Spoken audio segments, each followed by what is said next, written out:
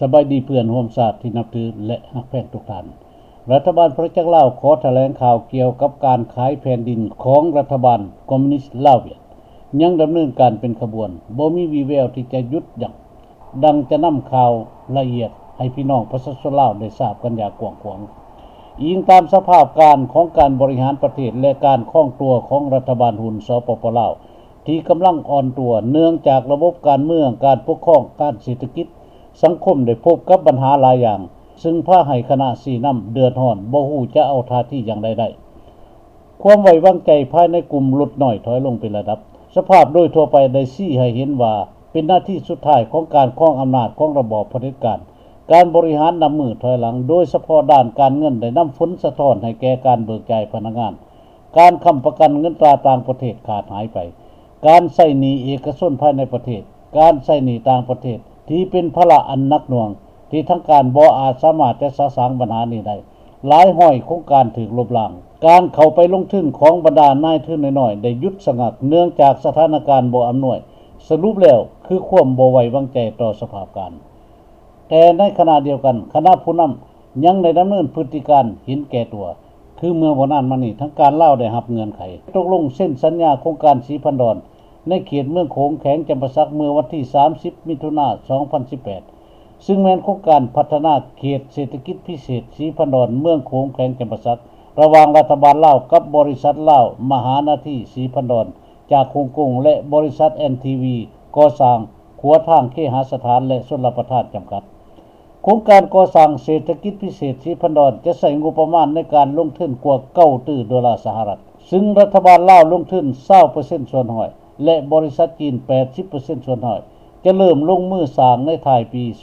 2018 แผนการโครงสร้างพื้นฐานดังกล่าวเป็นแผนการลงทุน3รายการใหญ่ๆการพัฒนาที่ดิน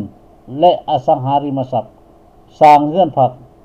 โรงแรมและแขนงการท่องเที่ยวเพื่อดูดึงเอานายทุนต่างประเทศเข้ามาในแผนการและเพื่อสร้างรายรับในทันทีทันใดจากการซื้อกรรมสิทธิ์ของบริษัทที่วางโครงสร้างไว้แล้วเนื้อที่ของโครงการทั้งหมดมี 9,846 เฮกตาร์แบ่งการก่อสร้างออกเป็น6ระยะคือเริ่มแต่ปี 2018 หา 2050 ซึ่งมีอายุสัพพทาน 50 ปีตามเป้าหมายของทางการลาวแม้นเพื่อสร้างเมืองโขงแข็งจำปาสักให้เป็นเมืองตัวอย่างการพัฒนาเศรษฐกิจสังคมซึ่งจะส่งผลกระทบต่อประชาชนเมืองโขงใน6หมู่บ้านประมาณ147ครอบครัวโครงการที่กล่าวมานี้เป็นโครงการที่รัฐบาลกำลังใส่แผนการหลอกลวงประชาชนให้มีความหวังคือรัฐบาลจะให้ประชาชนมีส่วนร่วมในการพัฒนาแบบยืนยงซึ่งข้ออ้างดังกล่าวนี้เป็นคำโฆษณาส่วนเสือขอให้พี่น้องประชาชนลาวจงได้หวนคิดถึงอดีตภายหลังการเข้าครองอำนาจเมื่อปี1975ซึ่งพรรคปฏิวัติประชาชนลาวได้ประกาศก้องว่าพรรคเป็นผู้นำประชาชนเป็นเจ้าการสร้างสาพัฒนาประชาชนต้องมาก่อนเท่าถึงทุกวันนี้การสร้างสาและรายได้ทุกอย่างแม้นได้มองข้ามประชาชนบ่มีส่วนร่วมและบ่ฮู้เห็นซ้ำยังสร้างให้ประชาชนได้รับผลกระทบจากแห่งกดดันของอำนาจการปกครองเพื่อตอบสนองความต้องการของกลุ่มคนในการจัดตั้ง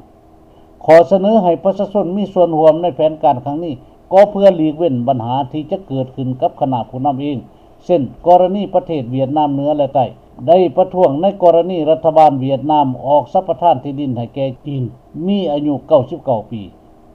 ดังนี้คณะผู้นำของพรรคประชาชนปฏิวัติลาวจึงได้วางกลอุบายหลอกลวงประชาชนเพื่อให้อยู่ในความสงบโดยอ้างเหตุผลว่าให้ประชาชนมีส่วนร่วมแบบพัฒนายืนยงยังบ่แล้วเท่านั้นพฤติการของการจะตั้งทั่วไปในสปป.ลาวก็ได้ใช้วิธีการฮีดไถจนกลายเป็นประเพณีและเป็นหลักการสืบทอดตัวอย่างที่เมืองอาจสะพรแขวงสวรรณเขตในสถาบันการเรียนของลูกหลานลาวจากม.4 หาม.6 ต้องจ่ายเงินคนละ 5,000 กีบในการที่จะเข้าสอบเสียง1วีซ่าสำหรับการสอบเสียงของนักเรียนม.6 หาม.7 ปีสุดท้ายจะต้องจ่ายคนละ 7,000 กีบแต่ละวีซ่าในกรณีที่ทางการจัดงานต่างๆเช่นงานกินเลี้ยงของบุคคลสำคัญงานวันเกิดของเจ้าหน้าที่ที่เกี่ยวข้องหรือว่างานเป็นสิริมงคลแก่คณะผู้นำพาการจัดตั้งพ่อแม่นักเรียนต้องจ่ายคนละ 1,000 กีบในการสมทบนอกจากจะจ่ายเงินค่าสอบเสียงเขาแต่ละวีซ่าแล้วการสร้างถนนหนทาง จากบ้านต่อบ้านจะต้องระดมเงินจากหมู่บ้านในการสอบแปลงยังมีข่าวที่บ่น่าเป็นไปได้ก็คือภายในคุกคุมขังสำเขเจ้าหน้าที่และนักโทษได้ร่วมหัวกันทำการฆ่าเถื่อนทุกประเภทมีห้านขายเครื่องลินกันพนันอย่างมั่วสุมภายในคุกสถานที่บำบัดพวกติดยาเสพติดบ้านสมสงานนาข้วยได้ร่วมหัวกับเจ้าหน้าที่ซื้อขายยาเสพติดทุกประเภทเช่นเดียวกันทานที่นับถือทุกท่านเหตุการณ์ที่ปรากฏขึ้นในสปป.ลาวในกรณีดังกล่าวนี้การปกครองการบริหารการใช้กฎหมายและกฎระเบียบการทางอาญาจะสืบต่อไปได้อย่างไรประเทศชาติได้กลายเป็นเครื่องมือหับใช้ของพวกมหาอุบาทหันมาเว้าเกี่ยวกับการพัฒนาเศรษฐกิจใหม่สีพันดอนที่คณะผู้นำลงทุนสร้างมีมูลค่าสูงกว่าการก่อสร้างทางรถไฟลาวจีนที่ใช้งบประมาณในการลงทุน5 ตื้อดอลลาร์ส่วนโครงการสร้างเขตเศรษฐกิจพิเศษสีพันดอนนี้มีมูลค่าถึง8 ตื้อดอลลาร์แผนการดังกล่าวจะนำผลประโยชน์ให้แก่คนลาวหรือคนจีนขอให้ทุกท่านจงได้ช่วยกันวิจัยที่ผ่านมาจีนเป็นฝ่ายที่ได้เปรียบทุกอย่างตัวอย่างในเขตภาคเหนือของลาวได้กลายเป็นเมืองจีนการเก็บภาษีรายได้ก็แม่นจีนเป็นเจ้าของเพราะรัฐบาลสปป.ลาวติดหนี้จีนนอกจากการเก็บภาษีรายได้แล้วในเขตดังกล่าวก็ยังใส่เครื่องอุปโภคบริโภคจากจีนโดยเฉพาะการใช้ชีวิตประจำวันประชาชนต้องปากภาษาจีนใช้บริการด้วยเงินตราจีนเงินดอลลาร์และเงินบาทส่วนเงินลาวนั้นกลายเป็นเศษกระดาษกิจการต่างๆพนักงานลาวหรือเจ้าหน้าที่บ่มีสิทธิ์จะเข้าไปยุ่งเกี่ยวได้นั่นได้แสดงให้เห็นว่าประเทศลาวบางภาคส่วนได้กลายเป็นเมืองจีนไปในตัวถ้าเมื่อใดแผนการนี้หากสร้างสำเร็จการบริหารการปกครองการเงินทั้งหมดจะอยู่ในรูปแบบเดิมๆคือจีนจะต้องเป็นเจ้าของในระยะ50 ปีจนกว่าจำนวนเงินของการลงทุนจะขาดตัวการดำรงชีวิตของพี่น้องประชาชนจะต้องตกอยู่ในสภาพการลำบากด้วยเหตุผลที่จีนเป็นเจ้าของบ่แม่นลาวเป็นเจ้าของเพื่อนร่วมชาติที่นับถือทุกท่านเหตุการณ์ทั้งหมดที่กล่าวมานี้เป็นเหตุการณ์จำเป็นที่พี่น้องประชาชนลาวจะต้องซอกซองทางแก้ไขเพื่อบ่ให้ประเทศชาติได้พบกับความหายนะ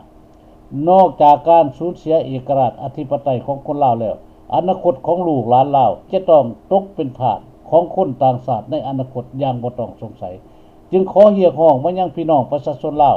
และทุกภาคส่วนในการจัดตั้งที่บ่เห็นพร้อมในการกระทำของคณะบริหารประเทศ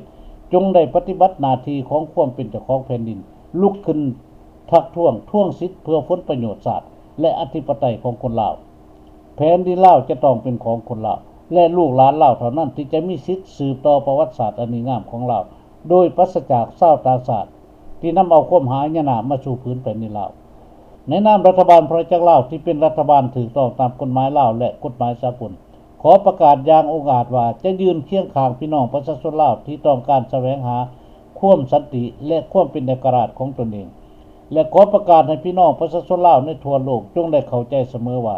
รัฐบาลพระเจ้าลาวพร้อมด้วยอดีตข้าราชการทหารตำรวจที่ได้รับใช้ชาติรับใช้แผ่นดินราชอาณาจักรลาวก่อนปี1975นั้นบ่ได้สละหน้าที่หรือมอบอำนาจให้แก่พรรคประชาชนปฏิวัติลาวแต่อย่างใดการเอาตัวอพยพหนีออกจากประเทศนั่นแม่นทนต่อการกดดันของระบอบข้าเจ้าเอาแผ่นดินบ่ได้นอกจากการกดดันแล้วพรรคประชาชนปฏิวัติลาวยังใช้อำนาจจับกุมคุมขังบรรดาข้าราชการชั้นผู้ใหญ่ไปกักขังและนำเอาครอบครัวของพระบาทสมเด็จพระเจ้ามหาชีวิตไปสังหารนี่คือเหตุการณ์ที่พาให้มีลาวนอกและลาวใน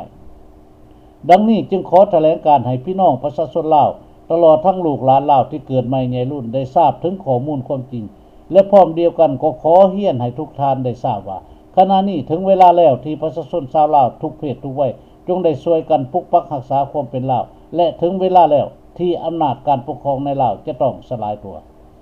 ด้วยความนับถือทุกท่านสบายดี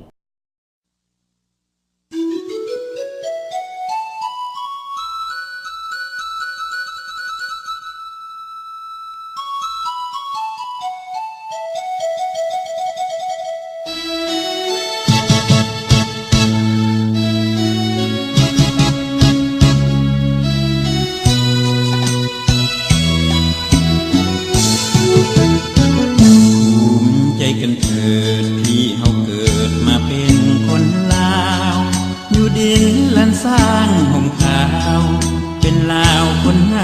ใจซื่อบรรพบุรุษของเรานั้นประวัติเรื่องลือนำพาให้ลาวให้ซื่อเรื่องลือซื่อดังก้องฟ้าภูมิใจกันเถิดที่เฮาเกิดเป็นลาวชาตินี้เป็นคนมวลเสื้อชาติดีศักดิ์ศรีแล้วนั้นสูงค่าเฮามีแผ่นดินมีทรัพย์สินบ้านเรือนให้นาเฮามีอู่ข้าวอู่ปลาสืบเลี้ยงกันมาสู่หน้าตาปียามหาเฮาหากันด้วยใจจริงบ่เคยสวงสิ่งหาสิ่งก็ควรหาวีลาวอยู่เป็นลาวสืบสาวมาหลายพันปีเคียงคู่แม่คองวาลีหล่อเลี้ยงชีวีเหล่านี้เรื่อยมาภูมิใจเด้อท่านที่เฮานั้นเกิดเป็นลาวแล้วจงได้รักษาเสื้อแนวให้ลาวเจริญก้าวหน้าตัวอย่างอันดีธาตุหลวงเจดีย์องค์ใสเศรษฐาเตือนใจให้เฮาหูว่าเฮาควรสร้างสาให้ลูกหลานลา